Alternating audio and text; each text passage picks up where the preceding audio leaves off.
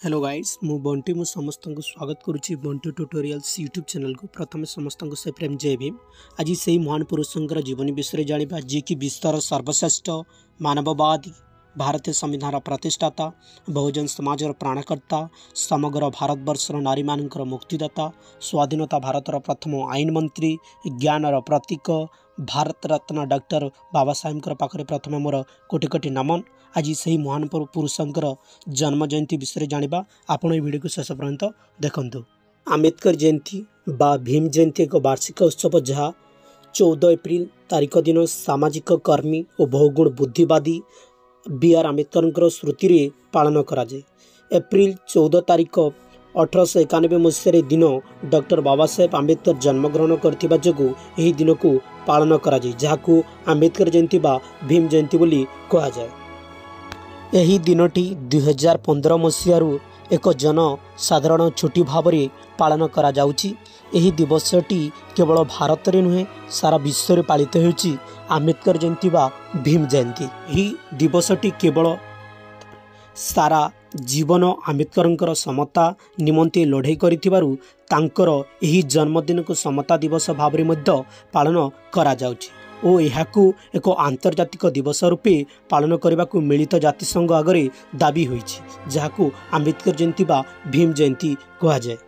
मुंबईर चैत्यभूमि और नागपुर दीक्षाभूमि तांकर अनुगामी माने एक शोभा यात्रा बाहरती। परंपरा क्रमे नवा दिल्लीर पार्लियामेंटर भवन स्थित आम्बेडकर प्रतिमूर्ति रे भारतर राष्ट्रपति प्रधानमंत्री और अन्य राजनीतिक पार्टीर नेता माने श्रद्धांजलि दे सम्मानित करती। सारा पृथ्वीर दलित आदिवासी श्रमिक तांकर पदांक अनुसरण करुथुबा बौद्ध महिला माने यही दिवसटी पालन करती। आम्बेडकर जन्म जयंती ऑनलाइन रे 2020 मसीहारू पालन करा जाउची।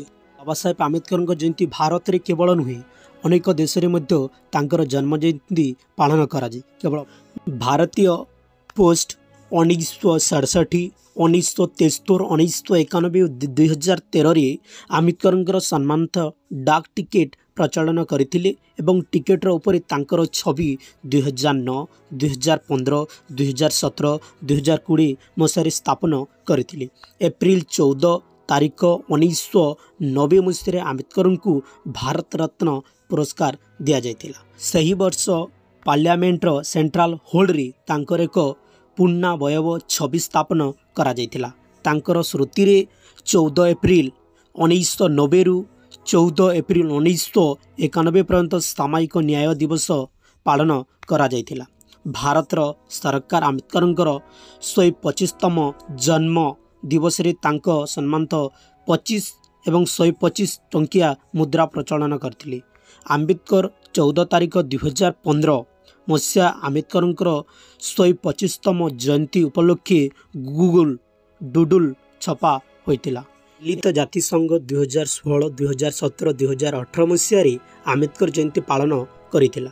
आम्बेडकर स्मृति रे महाराष्ट्र सरकार 14 एप्रिल तारीख को ज्ञान दिवस रूपे पालन करुछंती। आम्बेडकर जन्मदिन रे तांकर सम्मान उपलक्षे 2017 मसीह ट्विटर एक इमोजी प्रचलन करिछंती। 6 एप्रिल 2020 कनाडा रे डॉक्टर आम्बेडकर समता दिवस पालन करने को फैसला कले। कनाडा स्थित बर्नवीर सीट काउंसिलर यही फैसला करथिले। कनाडार ब्रिटिश कोलंबिया सरकार 14 एप्रिल दिनटू डॉक्टर आम्बेडकर समता दिवस रूपे पालन की स्थिर करिछथि। से महान पुरुषंकर जन्म जयंती विषय आप एजुकेशन रिलेटेड वीडियो देखा चाहते ताले आम चैनल को लाइक शेयर सब्सक्राइब करी ऑल नोटिफिकेशन देव दिंतु जो आप सर्वप्रथम देखिपारे। Thank you so much.